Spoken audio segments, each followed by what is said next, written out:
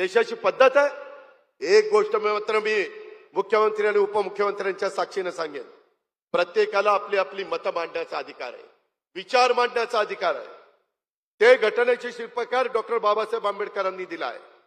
पण कुठल्याही सत्ताधारी असो, विरोधी असो किंवा आणखीन कुणी असो, वाचाळवीरांनी थोडंसं आपले त्या ठिकाणी मर्यादा पाळाव्या। आपण शिवशाहू फुले आंबेडकरांच्या महाराष्ट्रात राहतोय।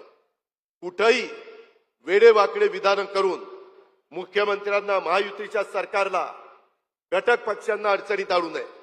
ठीक आहे, राग येतो, आम्हाला येतो, परंतु राग व्यक्त करण्याच्या काही मर्यादा असतात। त्याच्या संदर्भात भाषा कुठली वापरली जाते, सुसंस्कृत महाराष्ट्र कसा असला पाहिजे ते यशवंतराव चव्हाण साहेबांनी शिकवलेलं आहे। त्या विचाराने आपण पुढे चाललेलो आहे। यशवंतराव चव्हाण साहेबांचा विचार आपल्याला कधी